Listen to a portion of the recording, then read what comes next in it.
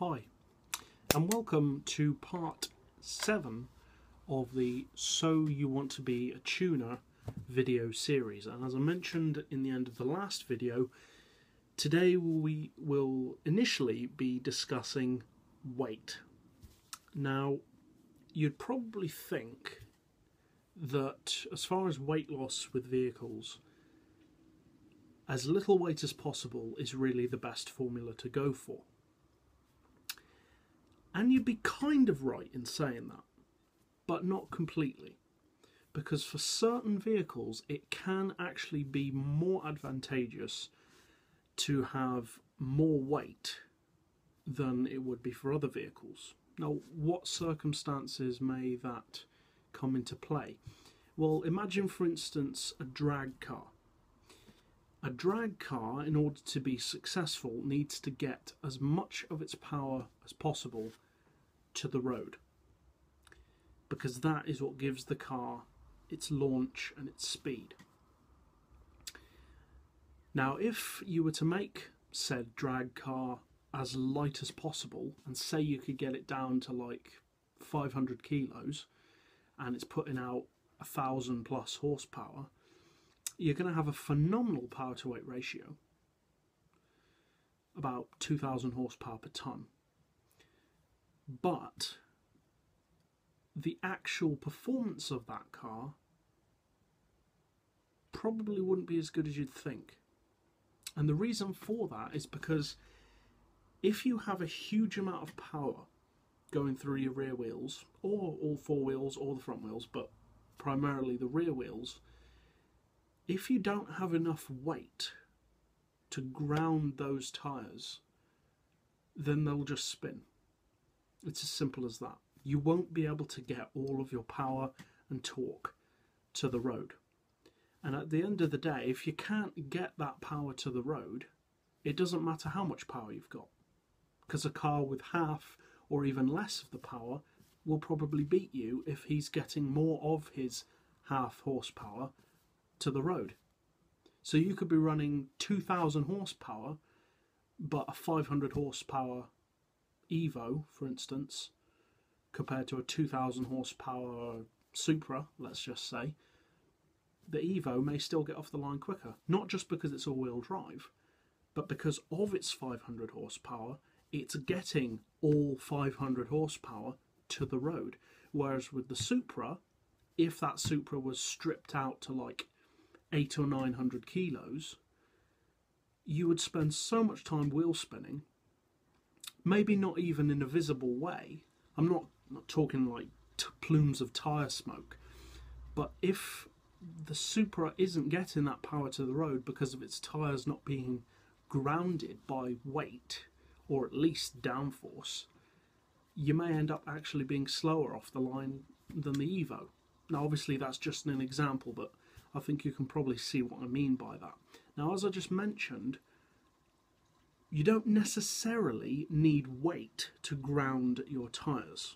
And this is why I mentioned in the end of the last video that it can sometimes be a drawback to lose weight on a vehicle. It's not always. Lowering the weight of a vehicle has numerous benefits. It improves fuel economy, it improves your power to weight ratio, it makes the car's centre of gravity lower. It also means that centrifugal force that we mentioned a few videos back will be reduced on cornering, so the car will get around corners easier because it's not being thrown out of the corner by its own weight. It'll also improve your acceleration. It will slightly improve your top speed as well, but even then, that can also have the opposite effect. Certain vehicles, like we just mentioned with dragsters, certain vehicles, if you reduce the weight too much, it will actually affect the top speed in a bad way, because the weight isn't, again, grounding the car enough to get that power to the road. So if the car starts to lift at high speed, that's not going to give you better performance. In a game, if the game's not so realistic, that may give you slightly better performance, but in real life, not a chance. In real life, that's going to make the vehicle incredibly dangerous to drive, and more likely than not, it will just take off, like the Mercedes-Benz CLR race car. which was famous for taking off at the Le Mans. I think it did it twice. I think it was twice. I think it may have been two separate CLRs, and they both just flipped straight off the track. So sometimes having slightly more weight is a benefit to both top speed and, more commonly, to acceleration. But as I mentioned earlier, you don't necessarily have to have physical weight to ground the tyres, because as I mentioned, downforce can also have the same effect.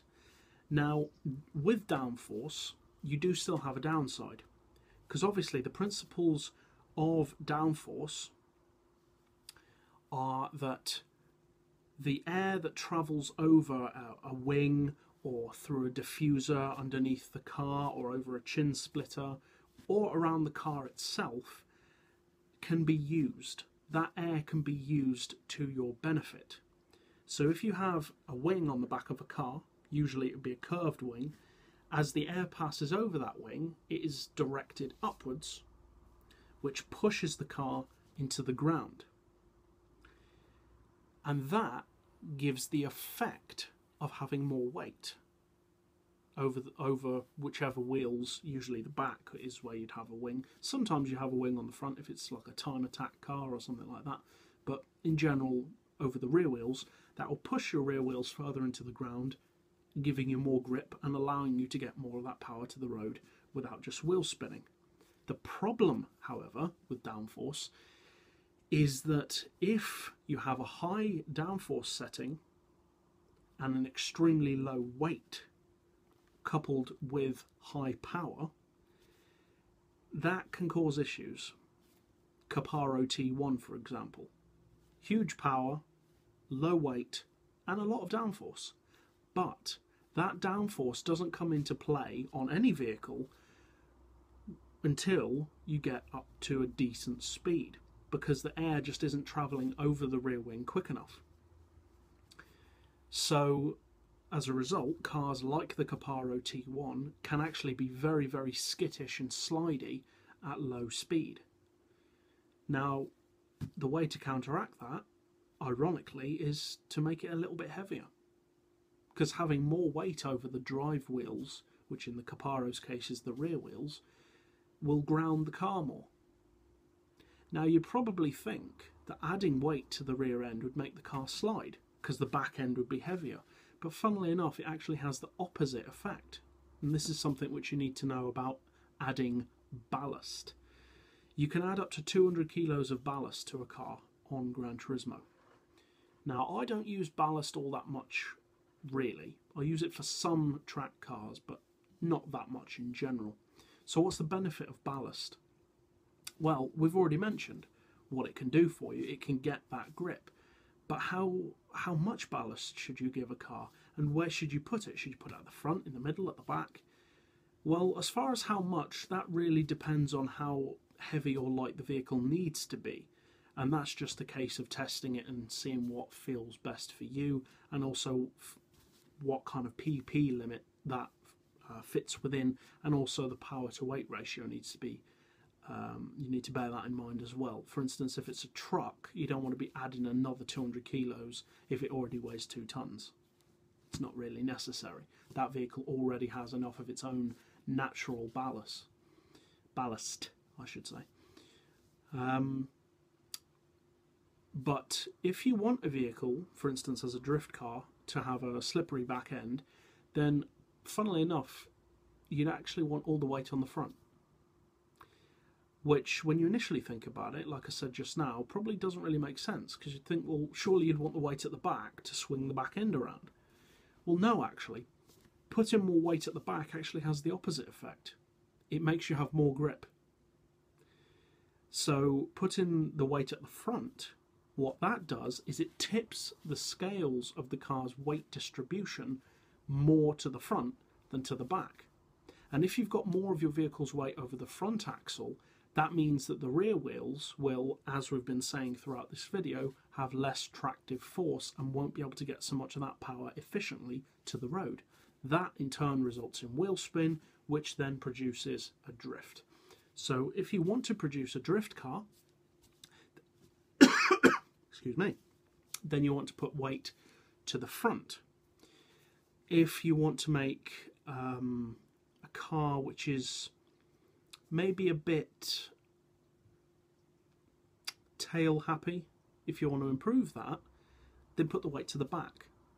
So vehicles, for instance, well, yeah, vehicles that slide around a lot, say like a pickup truck, like the Chevy El Camino. It's got a lot of power, but all of that weight's at the front. The back end is completely empty. So if you put a lot of weight to the back, you can counteract that effect and allow it more of its power to actually reach the tarmac. So yeah, that's about all you really need to know for weight. We kind of discussed aerodynamics, but yeah, I think I was going to have aerodynamics as a separate video, but seeing as I've already discussed the adjustable forms of aerodynamics that you can have on Gran Turismo and also Forza, I don't think I really need to make another video just about that one. So I'm going to leave it there for this video. So I discussed weight and aerodynamics, which, as you can tell, are very closely linked. And for the next part, which I think will be probably the final part of this series, I'm going to go away from actual individual parts and that kind of thing, and talk about my philosophy of tuning. So basically a culmination of everything that I've spoken about so far in practice. So when you look at a car, I can teach you to know before you've even done anything to it what that car will be capable of and what you should pursue with that car and what purpose you should design it for. So yeah, that's about it for this video. It's a pretty long video this time, but it's in effect 2 videos in one, so from that point of view it's not so long. So yeah, I'd appreciate feedback as always. I hope you found this helpful, and as always, thanks for watching.